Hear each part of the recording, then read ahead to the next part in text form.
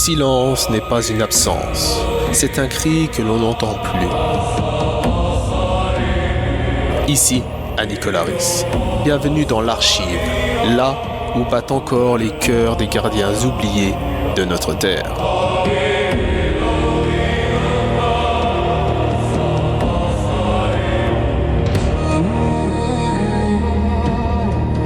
Approchez, sentinelles du bastion. Posez vos fardeaux et éteignez les lumières de la cité. Aujourd'hui, l'Archive ne nous demande pas de contempler les étoiles ou les sommets enneigés, mais de baisser les yeux vers l'insignifiant. Nous partons pour les terres rouges de Madagascar, là où l'humidité s'accroche aux racines et où la vie se mesure en millimètres. Dans le silence de la litière de feuilles, un roi minuscule se meurt. Voici l'histoire de Cortus, le caméléon pygmée. Les scientifiques le nomment Brookesia. Dans nos registres, il est l'ombre sans refuge. Écoutez son murmure. Je suis Cortus. Je ne suis qu'un soupir dans la canopée, une infime parcelle de vie sur l'écorce du monde. Mon existence est un miracle de petitesse, un secret gardé par l'ombre des fougères. Mon art n'est pas la force, mais le silence. Ma peau est le miroir exact de la mousse et du temps qui passe. Ma marche elle-même est une méditation, lente, hésitante, vacillante. Les hommes ont pris ce tremblement pour de la peur, mais c'était la supplication. Une danse sacrée pour ne pas rompre la quiétude du monde invisible. Je ne marche pas, je m'efface. Mon armure n'est pas faite de métal, mais d'oubli. Face aux prédateurs, je ne combats pas. Je pratique le grand retour. Je me laisse tomber, immobile, devenant un simple morceau d'écorce morte. Je fais confiance au secret des racines, car pour survivre, il me suffit de ne plus être. Pourtant, la magie de Cortus s'effrite. Ce que l'esprit appelle une danse, la science le nomme adaptation. Le caméléon pygmée est l'un des plus petits vertébrés de cette planète. 3 cm de chair et d'os capables de se tenir sur le bout de votre pouce. Mais cette petitesse est sa prison. Là où un oiseau peut s'envoler et un loup peut courir, Cortus est lié à son mètre carré de terre.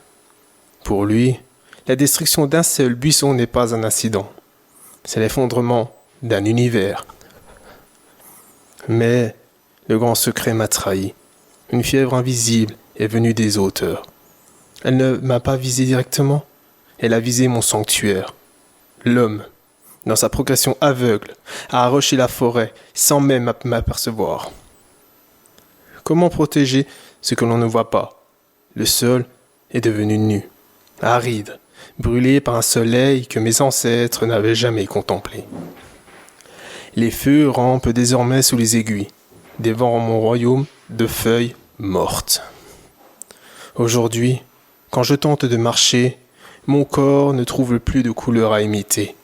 Mon camouflage est devenu une insulte.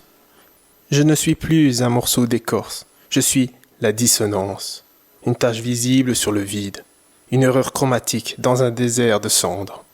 Ma marche tremblante n'est plus une supplication, elle est une malédiction. Je suis si petit que la perte d'une poignée de feuilles est ma fin du monde.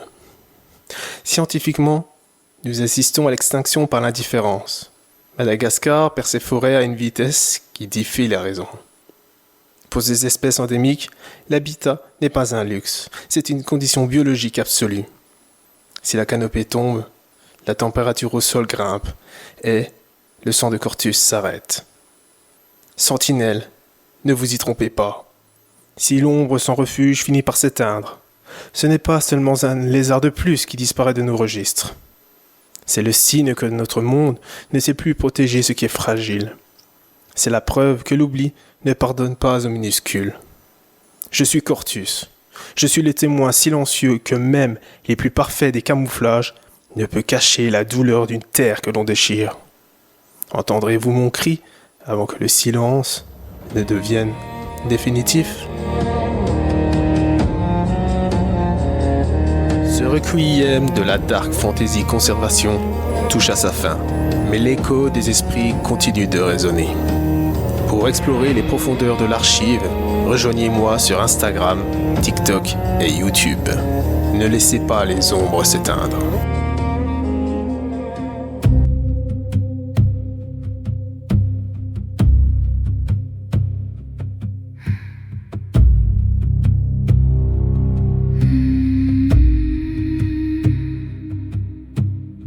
Sous la litière de Madagascar, un miracle d'écorce. 3 centimètres de vie défiant toute force. Ma peau boit la mousse, mon corps est le sol. Je suis le grain de poussière qui refuse l'envol. Sur l'île rouge, mon royaume est une poignée de feuilles. Mais le monde des géants prépare mon cercueil. Ma marche hésitante, un tremblement sacré. La supplication lente pour ne pas s'éveiller. Je feins la mort, je tombe, fragment de bois mort. Face au prédateur, l'oubli est mon seul port. Cortus, l'ombre sans refuge, témoin des racines. Petit roi de l'oubli aux griffes cristallines. Si la forêt s'efface, je deviens la dissonance. Une tache de vie dans l'abîme du silence. Badass par le vide, puissant par l'absence.